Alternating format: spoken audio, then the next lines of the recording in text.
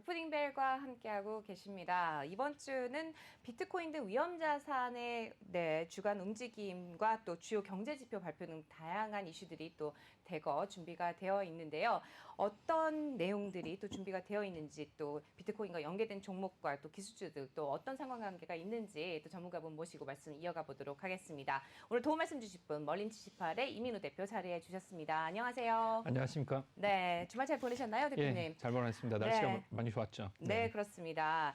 지금 보니까 뉴욕 증시가 엇갈린 흐름을 보였잖아요. 예, 그렇습니다. 네, 아무래도 그 위험자산의 움직임, 이제는 이제 비트코인과 주식의 뭐 상관관계가 좀 커진 상태가 아닌가 이렇게 해석을 해볼 수가 있겠죠.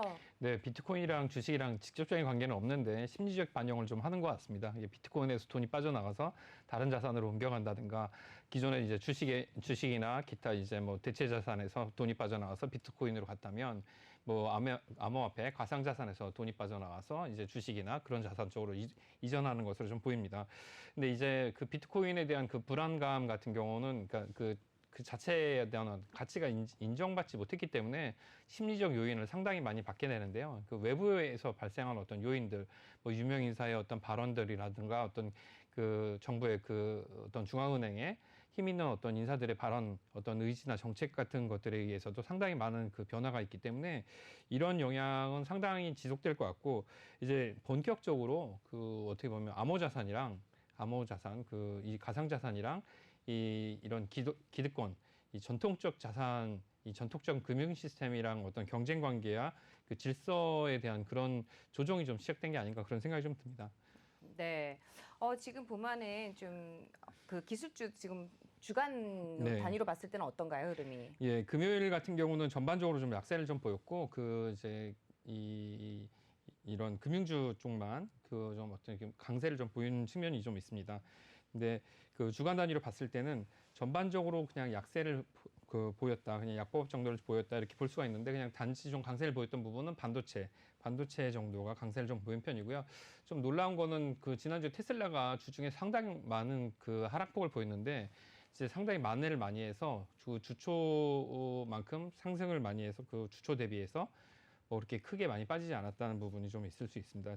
그 주간 전체로 봤을 때는 그렇게 큰 조정은 없었던 걸로 보이시고, 뭐 그냥 섹터별로 봤을 때 반도체가 좀 상승을 했고 기술주가 좀 약세를 좀 보였다, 이 정도로 좀 판단할 수가 있겠습니다. 어떨까요? 이 추세가 이번 주에도 계속이 될까요? 예, 이게 지금 뭐 호재 어떤 기술주의 그 실적 호전, 그리고 뭐 이 실적 장세는 이제 완전히 거의 다 끝이 났고, 이제 90% 이상 뭐 실적이 다 나온 상태고, 그리고 또 특별히 나쁜 요인이 없고, 그리고 이제 소비재 부분, 그리고 뭐 다른 그 산업재 부분에서도 그 어떻게 보면 경기 호전이라는 게 이런 부분에 긍정적 요인으로 작용을 해야 되는데, 그런 긍정적 요인이 바로 작용하는 게 아니고 경기가 좋아진다 그러면 보통 이제 사람들이 한 박자 더 빠르게 인플레이션과 그 금리 인상을 같이 동시에 걱정을 하는, 그렇겠죠. 예, 그런 상황이 좀 돼갖고, 네.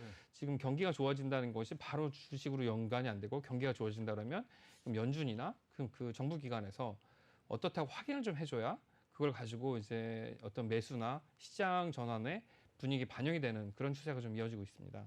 지금 이번 주말에 그 개인 소비 지출 물가 지수 나오지 않습니까? 예, 지금 예. 현재 월가 예상으로는 전월 대비 한 0.6 올라서 3%를 넘어설 것이다, 전년 대비로는. 예, 예. 만약에 그런 숫자가 나오면 또 인플레이 얘기 나오지 않을까요? 예, 인플레 얘기가 또 나올 것으로 봅니다. 근데 인플레 얘기는 그 일관되게 지금 연준에서 하고 있는 얘기는 이건 좀 잠정적이고 일시적인 것이라고 일관되게 보고 있습니다. 근데 이거 일관된 얘기고, 그러니까 일관되게 그런 얘기를 하는 것은 잠정적인 얘기인 건 어떻게 알겠냐. 그러니까 연준에서 하고 있는 얘기는 그런 거죠. 이거 연말 가면 우리 말이 맞는지 틀린지 알 수 있다. 하반기는 가보자, 이런 얘기를 하고 있습니다. 이게 기저효과와, 그리고 또 뭐 이제 그 기저효과와 함께 작년 말부터 올 초까지 굉장히 많은 부양책을 써주지 않습니까? 그렇죠. 이제 현금 부양책에 대한 이야기를 아마 거기서 얘기를 하고 있는 것 같고요. 이게 실제로 그 인플레이션으로 작용하려면, 뭐 학교 때 배운 얘기인데, 인플레이션은 두 가지 요소, 그러니까 수요 견인과 공급 견인이 잇따르면 지금은 수요 견인으로 인플레이션이 발생한 것 같습니다. 그러니까 이제 작년 같은 경우는 이제 코로나가 와서 공급 측면에서, 공급 사이드에서 이제 사람들을 많이 해고하고 공급도 좀 줄이고 그렇기 때문에 공급량이 좀 딸리는 측면이 있는데, 수요가 급증해서 지금 인플레이션이 올 것 같은 그런 요인이 좀 있는데요. 이 돈을 많이 풀었다고 해서 통화량 때문에 인플레이션이 바로 온다 판단하기는 좀 아직 좀 어려운 것 같고, 그게 왜 그런 요인이 있는지 제가 그건 다시 금주 한번 준비해서 왜 그런지 한번 말씀을 좀 다시 드리도록 하겠습니다. 네. 지금 보니까 오늘 밤이죠. 네네. 또 그 레이얼 브레이너드 연준이사 연설이 있습니다. 그 네. 또 특히 또 가상화폐에 대한 연설을 한다고 하던데요. 네네. 어떤 내용이 나올 거라고 예상을 하시나요? 네, 중앙은행은 가상화폐가 아니고 그러니까 센트럴뱅크 예, 예. 디지털 커런시에 대해서 예. CBDC에 대해서 예. 얘기할 걸로 이렇게 얘기를 하더라고요. 예, CBDC 사실 CBDC는 뭐 아주 오래전에 나왔고 사실 불필요하기 때문에 이제 통용이 안 되고 있는데, 이게 워낙 그 암호자산, 뭐 가상자산이 이제 시장에서 차지하는 비중이 너무나 크고, 이게 시장을 뒤흔들 수 있을 만한 그런 위치를 차지하고 있으니까 그 CBDC에 대해서 어느 정도 조치를 하겠다, 이게 어떻게 시행이 되겠다, 이 얘기를 하는 것 같습니다. CBDC가 시행이 된다 그러면 실제로 이 두 가지 문제가 있는데, 이거를 시장에서 자기 지갑을 다 여는 거에 대한 반감이 하나 있을 수 있고요. 실제로 이 시뮬레이션을 해보니까 CBDC를 시행하게 됐을 때 네. 서버가 어느 지역에 있냐에 따라서 그 이제 사용하는 사람이 자기 결제가 확인되는지 확인하는 시간이 네. 굉장히 큰 차이가 난다고 합니다. 그러니까 가까운 곳에 사는 사람은 바로 결제가 되는 걸 확인할 수가 있고, 멀리 있는 사람은 한참 걸려야 이 자기 결제가 완료가 되는 걸 확인할 수가 있기 때문에 실제로 이게 완벽하게 작동되는 데는 시간이 좀 많이 걸린다고 하니까, 이것에 대한 개념적인 이야기를 하면서 암호자산에 대한 경계감을 좀 만드는 게 목적이 아닐까, 이런 생각이 좀 듭니다. 그러니까 네. 결국 CBDC하고 비트코인 같은 암호화폐는 전혀 다른 거고, 그렇죠. 다만 기술적으로 볼 때 장부 분산, 네, 분산 장부 그거를 예, 갖다 예. 채용을 했다는 건데, 지금 말씀하신 것처럼 비트코인 같은 경우에 이 결제 속도가 굉장히 느리다고 얘기를 예, 예. 하지 않습니까? 근데 이게 정상적인 법정 화폐를 이 디지털 화폐로 바꾸려 그러면은 이 부분이 해결이 돼야 되는데, 네네. 지금 중국이 지금 현재 그걸 하고 있지 않습니까? 예, 그렇죠. 이걸 볼 때 미국도 하지 않을 수 없다라는 그런 급박감은 있는 것 같아요. 예. 그 한쪽에서는 뭐 중국에서 그 CBDC를 하는 것이 그 어떤 위안화 패권을 만들기 위해서 하는 것이 아닌가, 이런 그 음모론 같은 이야기가 있었는데, 실제로 그 CBDC를 했을 때 위안화를 사용하는 사람들만 CBDC, 그 중국 위안화 CBDC 안에 들어가기 때문에, 그 위안화 그걸 한다 그래서 위안화가 이제 뭐 글로벌 통화로 나오는 거는 무리가 좀 있다고 봅니다. 그래도 결제의 비중이 굉장히 높아질 수는 있죠. 왜 그런가 하면은 뭐 1대1로를 두고 성공했다 실패했다 얘기를 하지만은, 네. 중국이 돈을 주는 1대1로 대상 국가들하고는 적어도 이 중국의 CBDC를 사용을 할 수가 있을 것이고, 예. 물론 시진핑 주석이 얼마 전에 중국의 디지털 화폐는 국내용이다, 네네.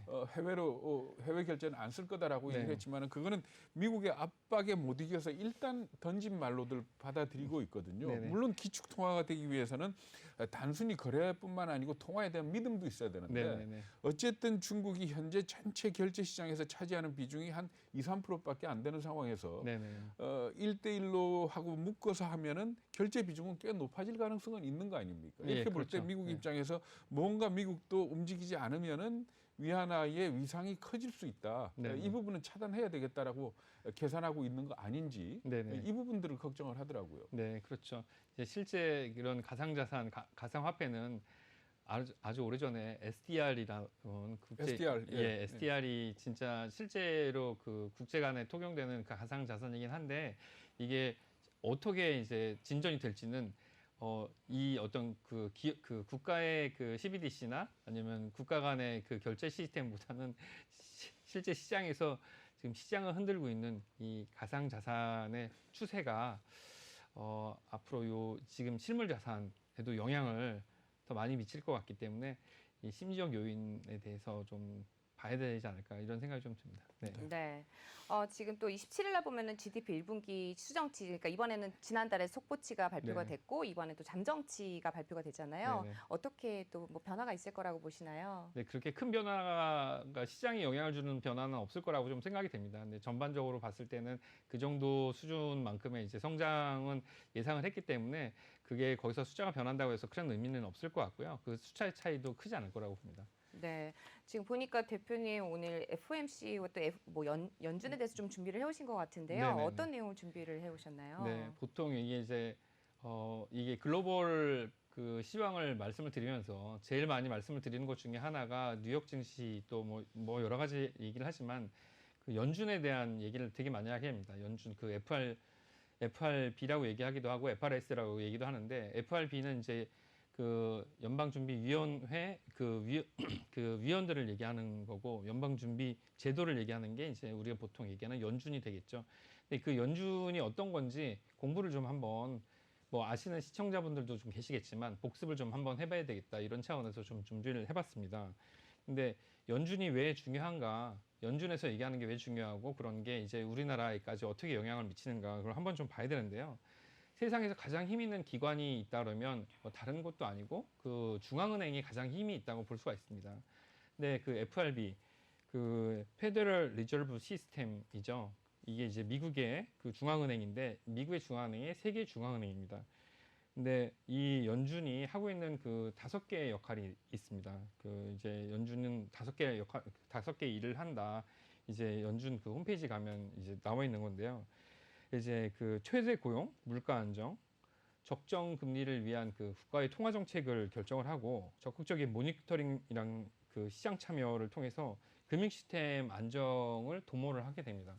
그 세 번째가 개별 금융기관의 안정과 건전성을 증진하는 데 이제 목적이 좀 있고 네 번째가 은행업계랑 미국 정부 간 지불 결제 및 결제 시스템의 안전과 효율성 그리고 5번째가 감독 연구 분석 법률기관 관리자로서 소비자 보호막이랑 지역사회 개발이라는 게 있는데 여기에 그 감독 연구 분석 법률 관리라고 해서 여기에 무슨 법률 관리를 하나 있는데 연방준비위원회는 연방준비위원회 그 연준에 별도의 경찰 기구가 따로 있습니다.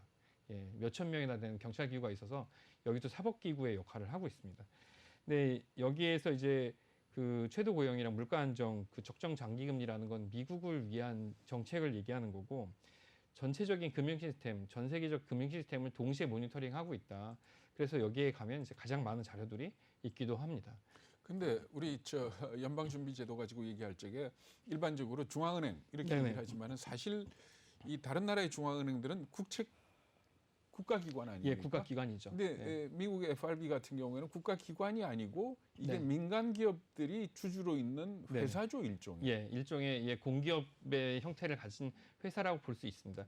왜냐하면 이제 주주들이 민간 은행이기 때문인데요. 이게 그러니까 옛날에 네덜란드부터 시작을 해가지고 영국으로 거쳐서 미국까지 온 그런 제도다 이렇게 얘기를 하면서 네네. 그 안에 실제적인 대주주는 JP 모간을 비롯한 네네. 유태인이다. 뭐 네. 이렇게까지도 얘기를 하지 예, 않습니까? 제일 큰 지분을 갖고 있는 게 JP 모건인데 그거에 대해서 제가 뭐 잠깐 말씀을 좀 드리면 상식적으로 말씀을 드리면 미국의 이런 우리나라 같은 한국은행 같은 은행이 없었던 건 아닙니다. 미국은행이라는 미국은행 또는 뭐 미국 중앙은행 이런 은행들이 여러 번 있었었는데 미국은 워낙 영토가 크고 지금처럼 이제 전산망이나 행정망이 완전히 발달되기 전에 미국은행이라는 게 있었고 미국 은행을 미국 정부에서 통제를 했었는데 미국 영토가 너무 크고 또 미국은 연방제이기 때문에 이 통제가 정확하게 되지 않았습니다. 각 주별로 자기 주에서 그 이제 지폐를 발행하기 때문에 잘 그게 되지 않았죠. 근데 그 이제 1907년에 은행공황, 그러니까 그때도 대공황 비슷한 게 있었는데 그때 이제 그 뱅크런이 있으면서 미국의 경제 시스템, 금융 시스템이 파산 지경에 있었는데 그때 말씀하셨던 JP 모건과 다른 은행 기업들이 뭐 그 JP 모건이랑 락펠러 이런 기업가들이 미국 정부의 돈을 빌려줬습니다. 그렇죠. 5번이나 빌려줘갖고 미국이라는 국가가 파산하는 거를 막아줬습니다. 그래서 그때 이제 연방준비위원법이라는 그 연방준비법이라는 게 생겨서 그 법을 기초로 1913년에 이제 만들어졌는데 연방준비위원회 그 연준의 구조를 보면 연방준비 제도라는 거 밑에 연준 이사회 그리고 방금 전 그림에 나왔었는데 연방준비 이사회 그리고 12개의 연방준비은행이 있고요. 그 다음에 이제 FOMC가 있습니다. 근데 연방준비 이사회를 한번 보게 되면 예, 지금 저 그림인데 연방준비 제도는 연준 이사회랑 12개 연방은행이 있고 그 FOMC 이렇게 3개로 구성이 되어 있습니다. 연방준비 그 제도 밑에 있는 연준 이사회를 한번 보게 되면 연준 이사회는 법으로 그 7명이 있게 되는데 연준 이사회가 한번 얘기를 할 때마다 뭐 시장이 들썩들썩하고 우리나라도 3일씩 4일씩 뭐 연준에서 뭐라고 했다고 TV나 뉴스 뭐 신문에서 나오는데 여기 위에 있는 그 보드 멤버 2명이 왼쪽이 그 제롬 파웰이고 그 제롬 파웰이 뭐라고 이제 한 달에 뭐 일주일에 한 번, 한 달에 한 2번 정도 얘기하면 그 이제 기자들이 구체적으로 물어보면 오른쪽에 있는 클라리다 부의장이 뭐라고 더 구체적인 설명을 하죠. 그리고 밑에 있는 분들이 이제 그 이사회 멤버들인데 이사들인데 이게 이제 평가를 할 때 보통 이제 통계를 내보니까 평균 81개월 정도를 재직한다 그러는데 시장에서 집권한다고 얘기합니다. 이제 집권 워낙 힘이 세기 때문에 그 포브스에서 선정했을 때 세계에서 가장 영향력 있는 인물 중에 교황이랑 영향력이 거의 비슷하다. 이 정도 일을 얘기를 하고요. FOMC 여기서 이제 회의를 하게 된 FOMC는 그 전 세계 금융시장의 가장 큰 관심사가 되는데 그 이제 여기에 이제 나눠져 있는 12개 연방은행이 어떻게 나눠져 있는지 한번 그림으로 한번 보게 되면 이게 미국은 50개 주로 돼 있지 않습니까? 50개 주인데 12개 연방은행으로 돼 있습니다. 이게 왜 이 동쪽에는 연방은행이 촘촘하고 서쪽에는 연방은행이 그냥 하나밖에 없고 이런 게 옛날에 그 동쪽에는 이제 이런 지역과 행정이 발달해 갖고 여기는 이제 각각 지역마다 연방은행이 있는데 서쪽엔 사람이 별로 안 살았기 때문에 그냥 저렇게 적게 은행을 둬도 됐었다는 거죠. 근데 그 이게 이제 미국의 어떤 역사랑 관계가 있는데 20세기 초에 민간은행 도움으로 아까 말씀드린 대로 1907년부터 13년간에 그 이제 JP 모건을 비롯한 그런 은행에서 도움을 굉장히 많이 받아갖고 은행들이 세워졌는데 이 지역에 있는 연방은행을 만들어서 이 지역에 있는 연방은행들이 이 연방준비제도에 참여를 해서 뭐 금리를 올릴 것인가, 돈을 더 발행할 것인가, 뭐 채권을 매입할 것인가 이런 걸 결정하게 되게 된 거죠. 근데 이 연방준비제도 그 연방은행이랑 앞에서 보셨던 그 연방준비제도 이사회랑 그 모여서 이제 FOMC 그 페더럴 오픈 마켓 커밋 그 공개 그 공개시장위원회. 예, 공개시장위원회를 하게 되는데 그게 이제 실제로 그 이제 정책을 결정하는 그런 역할을 하게 됩니다. 그 내용을 한번 보시면 이제 보통 연준이 끝나고 나면 그 파월 의장이 자세한 내용을 의회에 나와서 상하원 청문회를 나와서 이제 설명을 하잖아요. 어떻게 됐다고. 그래서 연준 뭐 FOMC가 열렸다, FOMC 회의록이 나왔다 하면서 더 자세한 내용은 상원, 하원 청문회에서 뭐 설명을 한다.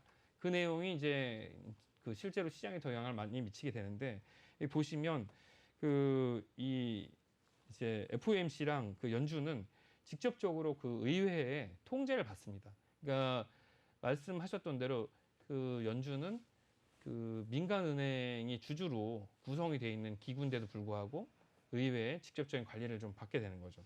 그 이사들 중에서 성향을 따질 때 우리가 일반적으로 좀 매파 비둘기파 얘기를 하지 않습니까? 예, 예. 지금 현재 매파 입장은 테이퍼링을 논의해야 된다라는 네네. 거죠. 네네, 그렇죠. 그 분위기가 어느 정도 될까요? 그 분위기는 지금 뭐 한 절반은 안 되는 것 같습니다. 네. 그러니까 일단 뭐 테이퍼링을 논의한다 하더라도 당장 테이퍼링이 실시되는 건 아니겠지만 예, 예. 아직 분위기는 그까지는 안 갔다 이렇게 네, 예. 보시는 거죠. 예, 그렇습니다. 그게 이제 네. 네. 아니 말씀하세요. 네. 그렇습니다. 그랬고 그 이제 뭐 연준의 그 FOMC의 구성을 좀 보게 되면 뭐 이제 이사회 7명 그 이제 은행 총재 5명 이렇게 구성이 돼 있는데 네. 이렇게 12명이 이제 결정을 하게 되고 이 내용이 이제 시장에 큰 영향을 미치게 됩니다.